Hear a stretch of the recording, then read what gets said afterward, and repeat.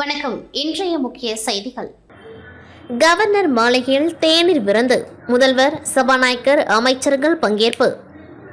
Puducherry governor மாளிகையில் குடியரசு தினம் மற்றும் சுதந்திர தினத்தை முன்னிட்டு மக்கள் பிரதிநிதிகளுக்கும் அரசியல் கட்சி தலைவர்களுக்கும் கவர்னர் தேநீர் விருந்து அளிப்பது வழக்கம். அதன்படி இந்த ஆண்டு குடியரசு தின விழாவை ஒட்டி நேற்று மாலை கவர்னர் மாளிகையில் தேநீர் விருந்து வைக்கப்பட்டது. இந்த தேநீர் விருந்தில் கலந்து கொள்வதற்காக ஒவ்வொரு அரசியல் கட்சிகளின் மக்கள் பிரதிநிதிகளுக்கு முன்னதாக அழைப்புதல் அனுப்பப்பட்டது. இந்நிலையில் கவர்னர் மாளிகையில் நேற்று மாலை நடந்த தேநீர் விருந்தில் முதல்வர் ரங்கசாமி, சபாநாயகர் செல்வம், அமைச்சர்கள் நமச்சிவாயம், லட்சுமி நாராயணன், திருமுருகன், துணை சபாநாயகர் ராஜவேலு, எம்பிக்கள் வைத்திலிங்கம், செல்வ கணபதி, எதிர்க்கட்சித் தலைவர் சிவா, முன்னாள் முதல்வர் நாராயணசாமி, அரசு கொறடா ஏகேடி ஆறுமுகம், எம்எல்ஏக்கள் பாஸ்கர் என்கிற தட்சிணாமூர்த்தி, லட்சுமிகாந்தன், கல்யாண சுந்தரம், வைத்தியநாதன், அனிபால் கெனடி, சம்பத், அசோக் பாபு, வெங்கடேசன், ராமலிங்கம், சிவசங்கரன், கவர்னர் செயலர் நெடுஞ்செழியன் மற்றும் அரசு அதிகாரிகள், காவல்துறை அதிகாரிகள் கலந்து கொண்டார்கள். இந்நிகழ்ச்சியில் முதல்வர், அமைச்சர்கள், எம்எல்ஏக்கள், எம்பிக்கள் ஆகியோர் கவர்னருக்கு பூங்கொத்து கொடுத்து பொன்னாடை அணிவித்து குடியரசு தின வாழ்த்துக்களை தெரிவித்தனர். மேலும் பத்மஸ்ரீ விருது பெற உள்ள தவில் கலைஞர் தட்சிணாமூர்த்திக்கு கவர்னர் கைலாஸ்நாதன், முதல்வர் ரங்கசாமி ஆகியோர் பொன்னாடை அணிவித்து வாழ்த்து தெரிவித்தனர். கடந்த ஆண்டு கவர்னர் மாளிகையில் நடந்த தேநீர் விருந்தில் திமுக, காங்கிரஸ் எம்எல்ஏக்கள், கட்சி தலைவர்கள் புறக்கணித்தனர். இந்த நிலையில் இந்த ஆண்டு கவர்னர் கைலாஸ்நாதன் அழைப்பை ஏற்று திமுக, காங்கிரஸ் கட்சியை சேர்ந்த எம்எல்ஏக்கள் தேநீர் விருந்தில் பங்கேற்று கவர்னருக்கு வாழ்த்துக்களை தெரிவித்தனர்.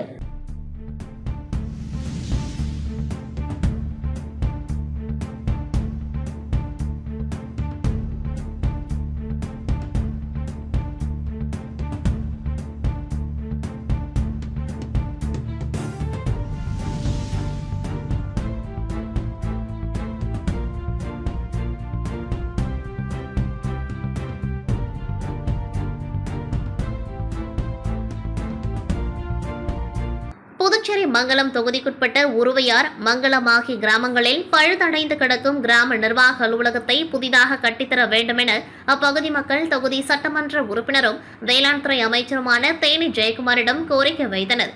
கோரிக்கை ஏற்ற அமைச்சர் வருவாய்த்துறை மற்றும் பொதுப்பணித்துறை மூலமாக நிதி பெறப்பட்டு உருவையார் கிராமத்தில் 37,80,000 ரூபாய் செலவிலும், மங்கலம் கிராமத்தில் 34,45,000 ரூபாய் செலவிலும் கிராம நிர்வாக அலுவலகம் கட்டுவதற்கான பணி இன்று நடைபெற்றது. இதில் தொகுதி சட்டமன்ற உறுப்பினரும் வேளாண் துறை அமைச்சருமான தேனி ஜெயக்குமார் கலந்து கொண்டு பணியினை பூஜை செய்து துவக்கி வைத்தார்.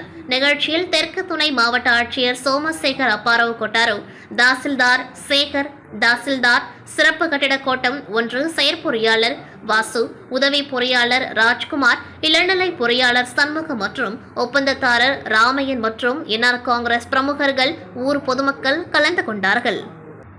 சேலம் ஓமலூர் முன்னாள் சட்டமன்ற உறுப்பினர் தமிழரசு அவர்களை தலைவராக கொண்டு தேசிய கல்வி சங்கத்தின் ஒரு அங்கமாக 37 ஆண்டுகளாக இயங்கி வரும் சேலம் ஓமலூரில் அமைந்துள்ள பசுமை இல்லம் green house matriculation higher secondary ஸ்கூலின் 37ஆம் ஆண்டு விழாவில் புதுவையின் கவிதை காதலன் கலைமாமணி முனைவர் சுந்தர முருகன் சிறப்பு விருந்தினராக கலந்து கொண்டு ஆண்டு விழாவினை மங்களகரமாக குத்துவிளக்கேற்றி துவக்கி வைத்து மகாகவி பாரதி, புரட்சி கவிஞர் பாரதிதாசன், தெய்வ புலவர் திருவள்ளுவர் ஆகிய புலவர்களின் பாடல்களை மேற்கோளாக எடுத்துக்காட்டி மாணவர்களின் முன்னேற்றத்திற்காகவும் மேம்பாட்டுக்காகவும் சிறப்புரையாற்றினர்.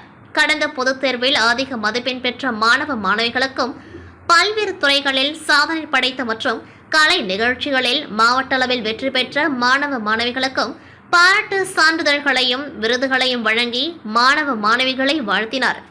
புதுச்சேரி மாநில காரைக்கால் மாவட்டத்தில் இன்று தஞ்சாவூர் மாவட்டம் கதிரமங்கலத்தை சேர்ந்த சாமிநாதன், மீனாட்சி இவர்களது மகன் ஆனந்தராமன், இவருக்கும் காரைக்கால் திருமலை ராயன் பட்டினத்தை சேர்ந்த செல்வராசு ஜெயபாக்கியத்தின் மகள் லோகேஸ்வரிக்கும் காரைக்கால் அம்பாள் சத்திரம் திருமண மண்டபத்தில் திருமணம் நடைபெற்றது. இன்று குடியரசு தின விழா என்பதால் மணமக்கள் திருமணம் முடிந்த கையோடு மண மேடையிலேயே கம்பம் நட்டு இருவரும் தேசிய கொடி ஏற்றி தங்களது தேசப்பற்றை வெளிப்படுத்தினார்கள். விழாவில் பங்கேற்ற அனைவரும் மணமக்களுக்கு திருமண வாழ்த்துடன் குடியரசு தின வாழ்த்துக்களையும் தெரிவித்துக் கொண்டார்கள். புதுச்சேரி யூனியன் பிரதேசத்தில் பிறந்து வாழ்ந்து வரும் ஆண்களைப் போல பெண்களையும் பெற்றோராக கருதி அவர்களது பிள்ளைகளுக்கும் பூர்வீக ஆதிதிராவிடர் ஜாதி சான்றிதழ் வழங்க வேண்டுமென காரைக்காலை சேர்ந்த ஜெயா என்பவர் சென்னை உயர்நீதிமன்றத்தில் வழக்கு தொடர்ந்தார். இவ்வழக்கை விசாரித்த சென்னை உயர்நீதிமன்றம் தனி நீதிபதி கனகராஜ் கடந்த 2004ஆம் ஆண்டு அரசியல் சாசனம் பிரிவு 14 மற்றும் 15 படி பாலின பாகுபாடு பார்க்காமல் பூர்வீக ஜாதி சான்றிதழ் வழங்க வேண்டும் என சுட்டிக்காட்டி தீர்ப்பளித்துள்ளார். தீர்ப்பை எதிர்த்து புதுச்சேரி அரசு சென்னை உயர்நீதிமன்றத்தில் மேல்முறையீடு செய்தது. மேல்முறையீட்டு மனுவை விசாரித்த 2 நீதிபதிகள் கொண்ட அமர்வு கடந்த 2004ஆம் ஆண்டு தனி நீதிபதி வழங்கிய தீர்ப்பினை உறுதி செய்து கடந்த 2010ஆம் ஆண்டு 3ஆம் மாதம் 30ஆம் தேதியன்று தீர்ப்பு வழங்கியது. இந்த தீர்ப்பையும் எதிர்த்து புதுச்சேரி அரசு உச்சநீதிமன்றத்தில் மேல்முறையீடு செய்தது. மனுவை விசாரித்த உச்சநீதிமன்றம் கடந்த 2004ஆம் ஆண்டில் சென்னை உயர்நீதிமன்றம் தனி நீதிபதி வழங்கிய தீர்ப்பினை மீண்டும் உறுதி செய்து கடந்த 2023ஆம் ஆண்டு 4ஆம் மாதம் 19ஆம் தேதியன்று தீர்ப்பளித்து புதுச்சேரி அரசின் மேல்முறையீட்டு மனுவையும் தள்ளுபடி செய்தது. உயர்நீதிமன்றம் மற்றும் உச்சநீதிமன்றம் பாதிக்கப்பட்ட தலித் மக்களுக்காக வழங்கிய தீர்ப்புகளை புதுச்சேரி அரசு நடைமுறைப்படுத்தாமல் 21 மாதங்கள் கடந்தும் எந்த முடிவையும் எடுக்காமல் காலம் தாழ்த்தி வந்தது.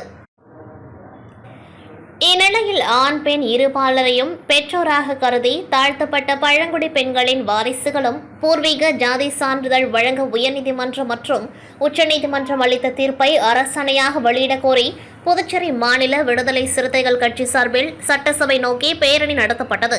சுதேசி பஞ்சாலை அருகிலிருந்து துவங்கிய பேரணியில் 500க்கும் மேற்பட்ட விடுதலை சிறுத்தைகள் கட்சியினர் அண்ணா சாலை, நேரு வீதி வழியாக சட்டசபை நோக்கி பேரணியாக வந்தனர். அப்பொழுது அரசு மருத்துவமனை அருகே போலீசார் தடுப்புகள் அமைத்து விடுதலை சிறுத்தைகள் கட்சியினரை தடுத்து நிறுத்த முயன்ற பொழுது இரு தரப்பினருக்கும் இடையே லேசான தள்ளுமுள்ளு ஏற்பட்டது.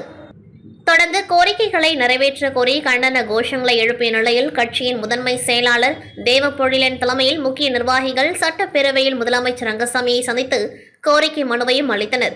மேலும் மனுவை பெற்றுக்கொண்ட முதலமைச்சர் ரங்கசாமி அரசாணை வெளியிடுவது தொடர்பாக பரிசீலனையில் உள்ளதாகவும் தெரிவித்தார். புதுச்சேரி காமராஜர் சாலையில் அரசு பெட்ரோல் பங்க் இயங்கி வருகின்றது. 2 தினங்களுக்கு முன்பு இதன் அருகே 2 கார்களில் வந்த சென்னையை சேர்ந்த சுற்றுலா பயணிகளிடையே வாகனங்களை முந்தி செல்வதில் தகராறு ஏற்பட்டது. இதில் காரில் இருந்து வெளியே வந்த ஒரு கும்பல் முன்னால் இருந்த காரின் ஓட்டுநரை கடுமையாக தாக்கியது. இதனை பார்த்த பெட்ரோல் பங்க் ஊழியர்கள் அவர்களை தடுத்தனர். மேலும் அங்கு வயதான போலீஸ்காரர் ஒருவரும் தடுக்க முயன்றார். அவர்களை அந்த கும்பல் தாக்கியது. இதனையடுத்து தன்வந்திரி நகர் காவல் நிலையத்திற்கு தகவல் தெரிவிக்க போலீசார் விரைந்து வந்து தாக்கிய கும்பலை காவல் நிலையத்திற்கு அழைத்து சென்றனர். சென்னையை சேர்ந்த 2 பிரிவினரும் தங்களுக்குள் பேசி சமாதானமானதால் வழக்கு பதிவு செய்யப்படவில்லை. இதனிடையே தாக்குதல் காட்சிகள் அனைத்தும் அங்குள்ள சிசிடிவியில் பதிவாகி இருந்தது. தற்போது அது வைரலாகி வருகின்றது.